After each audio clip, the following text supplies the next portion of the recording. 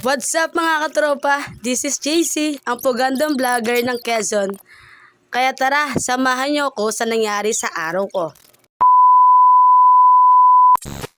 Ayun na nga guys, alas 4 na ng hapon na magkahayaan kami pumunta ng dagat para mangunguhan ng seashell kung tawagin dito sa Lucena para may pang-ulam kami mamayang gabi. Fast forward na nga natin, nasa dagat na kami, kasama ko yung pamangkin ko. May mga kasama pa ako dyan pero mamaya ko lang ipapakita. Naglalakad kami dyan ng pamangkin ko habang nagkakentuhan. May tinuturo pa siya dyan pero hindi ko alam kung ano tinuturo niya dyan kasi marami naman dyan pwedeng turuin. Diba? Mababaliw ako kakahanap dyan. May dala siya dyan plastic, yun yung paglalagyan namin para sa ulamin namin mamayang gabi. Bago pansin naman yung nakatapal sa ilong ko, huwag niyo lang pansinin guys. Yun ay sugat na pagsisid ko sa batuhan. Wow! Diba, nakakatawa lang yung moment na yun na marami ka pwedeng pagsisidan pero sa batuhan pa. I deserved it. Guys, hanggang bayawang ko na yun. Siyempre, malalim na yun, diba, para sa akin. Siya, yan. Yan yung may kasalanan ko, bakit ako muntik ng, ay, malunod, be. Tapos tawang-tawa pa siya dyan. Habang nagkukwento ko, yung pamangkin ko, tinatawanan pa rin yung ilong ko. Hanggang ngayon, hindi ko pa rin talaga matanggap na sa lahat-lahat ng parte ng aking mukha, bakit ilong ko pa? Wala na nga akong ilong eh. At talaga lumapit pa yung mukha, be. Mas lalong napagalataan yung ilong mo, be. Masakit na nga, mas lalong pang pinapasakit. At yung pamangkin ko nga, gustong-gusto niya magpapabidyo. Videoan ko na siya habang tumatakbo. At yung nasa unahan naman, yun yung asawa ng kuya ko. Ang ganda guys, ang ganda dito sa dagat kasi ang ganda ng mga salita binitawan sa'yo ng ex mo. Pero sa huli, paasahin ka rin naman pala. Fast forward na nga natin guys. Yung pamangkin ko, may nakita siyang starfish. Sabi ko, damputin niya. Ayaw na ayaw niya damputin kasi daw baka matusok siya.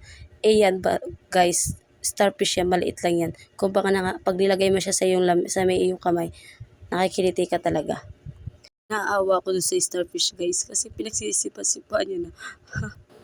Tapos yan guys, yan yung kilid dalaga na na pwedeng makatusok. Pag natusok ka nan guys, maalala mo yung mga pangako ng ex mo na sa iba na pala tinutupad. O diba, tinaas ko pa. Tapos nakita pa yung ilong ko. Sa pati naman yan guys, may hinahanap kami mga seashell. Yun yung sinasabi ko sa inyo, mga sikat-sikat, turong-turong.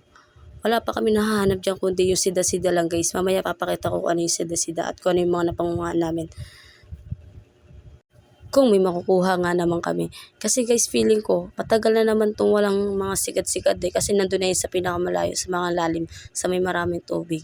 Basta tingnan nyo na lang kung paano kami manguha dyan.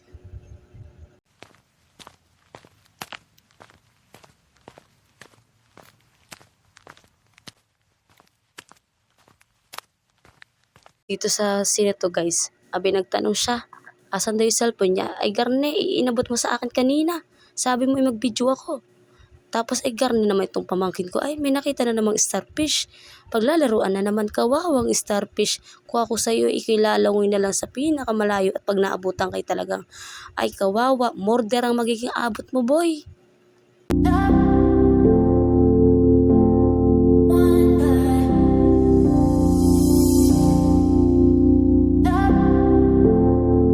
Dito nga guys, pagtingin ko sa likod, nakita ko yung tatay ko may dalang lambat. Hibas kasi ngayon guys, para paalaot sila. Kapag ganito kasing hibas, tsak, may mahuhuli sila dun sa pinakadulo. At technique guys, lakad-lakad lang sila, hila-hila lang sila, wala sila yung mga bangka na ginagamit ng mga mangisda. Ay grabe naman yung pormahan ng ating itay. Ay talagang kala may sasaba ka na gera. Ay, Rostong Padilla na may pagkabibingkandang hari. Joke lang ho, iyon At nang pagtitingin nga namin ay may nakita kami parang ahas tubig. Ay ahas tubig na nga po iyan.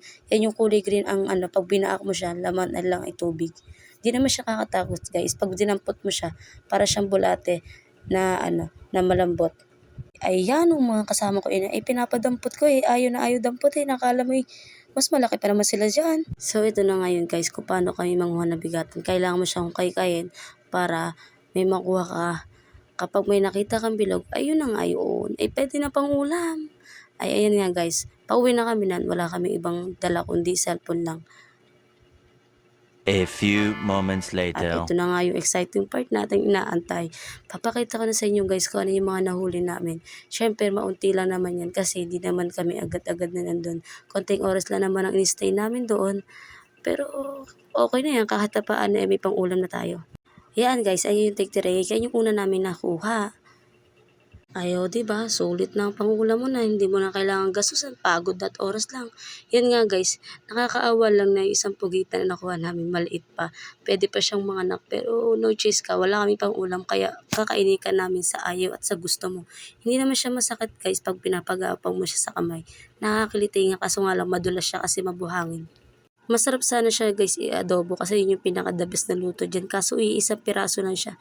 Gusto pa sana namin manguha kaso lupot na sa oras. Ay ito na nga, yung sinasabi ko sa inyo. Yan yung sinasabi kong bigatan. Ito naman yung tig-tiraik na sinabi ko kanina man lang. Tapos yan yung sida-sida. Yan yung una namin nakuha. Pinaka-the best lang dyan guys, kinilaw. Yung sili, tapos suka, bawang, sibuyas. Guys, tapos yan yung naman turong-turong. Kailangan mo siyang tanggalin muna para makuha mo siya yung laman. Pahirapan siya guys, para siyang babae. Mahirap sungkitin. Kaya hugasan na natin para maluto na kasi nagugutom na yung mga kasama ko.